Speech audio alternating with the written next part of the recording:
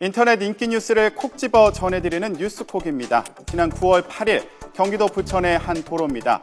군복을 입은 남성이 도로 위에 쓰러진 여성에게 달려갑니다. 네, 정연승 특전 상사입니다. 당시 정 상사는 피해자에 대해 응급조치를 하다가 화물차에 치여 숨졌습니다. 출근 시간대 다들 사고 현장을 피해가기 바빴지만 정 상사는 달랐습니다. 정 상사는 모범 군인 등에게 수여하는 위국 헌신상 수상자로 선정됐습니다. 그제 시상대에 대신 선 아내는 눈물을 감추지 못했습니다. 8살 난 딸이 어머니를 꼭 안아주며 위로했다고 하네요. 동료들은 정 상사가 한결같이 의로운 모습을 보였다고 기억합니다. 힘든 일에 먼저 나서고 또 어려운 이웃을 돕는데 솔선수범한 정 상사, 많은 사람에게 자랑스러운 군인으로 기억에 남았습니다. 네, 이렇게 군인들은 우리에게 믿음직스럽고 고마운 존재인데요. 하지만 이들에 대한 혜택은 많지 않다는 지적입니다. 예비군 훈련비 문제가 주목을 받고 있는데요. 국방부는 6천 원인 동원훈련 참가자 보상비를 10,000원까지 올리는 내년도 예산안을 마련했지만 결국 1,000원을 올리는데 그쳤습니다.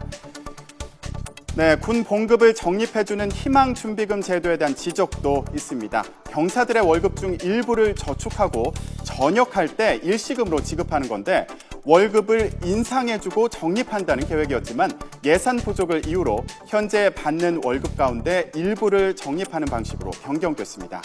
이렇다 보니 제도를 이용하는 병사는 4명 중에 1명에 불과한 상황입니다. 네, 국가보훈처는 지난 2013년 군 복무 이후에 공무원이 되거나 취업을 할 때 정년을 3년 연장하는 방안을 추진하겠다고 밝혔지만 지금은 논의조차 되고 있지 않는 것으로 알려졌습니다. 남북 분단 상황에서 군의 사기 진작은 중요한 문제입니다. 더 이상 병사들의 애국심에만 기댈 것이 아니라 실질적인 보상과 혜택이 절실하다는 지적입니다. 월세도 소득공제가 된다는 사실 알고 계실 겁니다. 그런데 월세 소득공제를 신청하는 경우는 전체의 약 3%에 불과한 것으로 추정되고 있습니다. 소득 노출을 꺼리는 집주인들의 요구 등이 그 이유입니다. 네, 소득공제 가구를 늘리기 위해서 정부에서는 대상과 환급액을 늘렸습니다. 정부는 월세 세액공제 대상을 연소득 5천만 원에서 7천만 원까지로 확대했고 또 85제곱미터 이하 면적의 월세를 사는 세입자에게 1년치 월세 10%를 최대 75만 원 한도 안에서 돌려준다고 했습니다.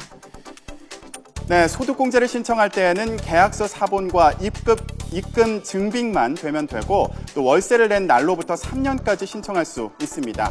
이렇기 때문에 집주인이 누가 신청했는지 알 수 없는 만큼 눈치를 볼 필요도 없습니다. 월세 소득공제, 세입자 본인이 신고하지 않으면 받을 수 없는데요. 놓치기 아까운 만큼 꼼꼼히 챙기시기 바랍니다. 지금까지 오늘의 뉴스콕이었습니다.